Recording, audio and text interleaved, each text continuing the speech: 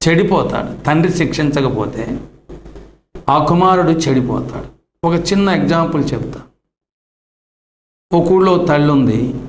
తండ్రి ఉన్నాడో లేదో చనిపోయాడు కానీ ఆమెకు ఒక కుమారుడు ఉన్నాడు. ఆ కుమారుని ఎంతో గారాభంగా పెంచిందట. వాడొక రోజు చిన్నతనంలోనే పక్కింట్లో ఒక కోడిగుడ్డు దొంగతనంగా తెచ్చాడట. ఆ గంప కింద కోడిని పెట్టారు. ఆ ఇంటి వారు ఎటు వెళ్ళారు. ఆ గుడ్డు పెట్టి చిన్నగా గంప తీశాడు, ఆ గుడ్డు తెచ్చాడు. తల్లికి ఇచ్చినప్పుడు తల్లి చాలా సంతోషించిందట. బాబు రోజు ఇట్లాగే తీసుకురా ఏదో ఒకటి అని నీకు వండి పెడతానని చెప్పి బాగా ఆమ్లెట్ వేసుకొని ఇద్దరు తిన్నారట. ఇది తప్పు చేశావు అని గద్దించలేదట, వాడిని శిక్షించలేదట. ఇక మా అమ్మ నన్ను ఏమనడం లేదు, నేను తప్పు చేస్తున్నా ప్రోక్షిస్తుంది అని చెప్పి వాడిక ఆ ఇంట్లో చిల్లర దొంగతనాలు, వయసు పెరిగే కొలది ఇంకొంచెం పెద్ద దొంగతనాలు, ఇలాంటివన్నీ కూడా చేస్తూ ఉన్నాడట. వాళ్ళమ్మ కొడుకు తెచ్చే ఆ దొంగ డబ్బుతో సంతోషపడడం, మంచి బట్టలు కొనుక్కోవడం, సరదాగా జీవిస్తున్నారు. వయసు పెరిగే కొలది ఇంకా అక్రమాలు, దోపిడీలు చేస్తున్నాడట.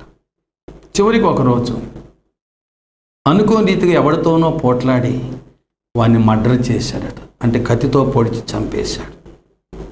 సరే, పోలీసులు అరెస్ట్ చేశారు, కోర్టులో ఎక్కించారు, సాక్ష్యాధారాలు రుజువైనాయి. చివరికి వానికి ఉరిశిక్ష విధించారట. పలానా రోజు పలానా తారీఖున తెల్లవారుజామున 5 గంటలకి ఉరిశిక్ష వేయాలని కోర్టు తీర్మానించింది. ఉరిశిక్ష వేయబడేటువంటి వారికి అధికారులు ఆఖరి కోరిక తీరుస్తారట. బాబు, నువ్వు రేపు తెల్లవారుజామున చనిపోబోతున్నావు కాబట్టి ఎవరితోనన్నా మాట్లాడాలా, ఏమైనా తింటావా, నీ ఆఖరి కోరిక ఏదన్నా ఉంటే చెప్పు, తీరుస్తామంటారట. అలాగే వాడిని అడిగారట. అప్పుడు వాడన్నాడట, మా అమ్మతో ఒక 5 నిమిషాలు మాట్లాడాలి, అదే నా ఆఖరి కోరిక అన్నాడట. సరే, వాళ్ళ అమ్మని పిలిపించారు. తల్లి కొడుకుని ఇద్దరిని ఎదురెదురుగా కూర్చోబెట్టినారు.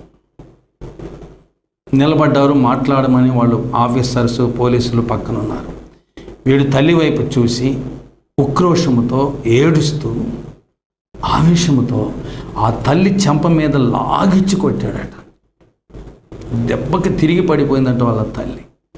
అక్కడ ఉన్నటువంటి ఆఫీసర్లు, ఏమైందిరా నీకు, తల్లితో మాట్లాడతానంటే తీసుకొచ్చాము కానీ ఇంత దారుణంగా కొట్టావు తల్లిని, దుర్మార్గుడా, చావబోతూ కూడా ఇంత కిరాతకం చేస్తున్నావని అన్నారట. అప్పుడు వాడన్నాడట, నేను చిన్నప్పుడు తెలుసో తెలియకో మా ఇంటి ప్రక్క ఒక కోడిగుడ్డు దొంగతనంగా తెచ్చినప్పుడు ఇదే చెంప దెబ్బ మా అమ్మ నా చెంపకు పెట్టి కొట్టి, ఇది తప్పు, ఇది చేయకూడదని నన్ను శిక్షించినట్లయితే ఈరోజు ఈ ఉరికంబం ఎక్కేవాడిని కాదు, ఈరోజు ఈ ఉరికంబం ఎక్కేవాడిని కాదు. ఆ రోజు నన్ను శిక్షించలేదు, నేను చేసిన తప్పులను సంతోషపడింది, ప్రోక్షించింది.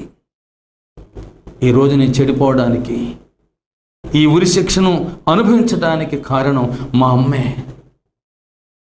అందుకే నేను కొట్టాను అన్నదట. ప్రేమైనటువంటి వారలారా చూడండి, తండ్రి శిక్షించకపోతే దుర్భేద్యుడు చెడిపోతాడు, శిక్షించి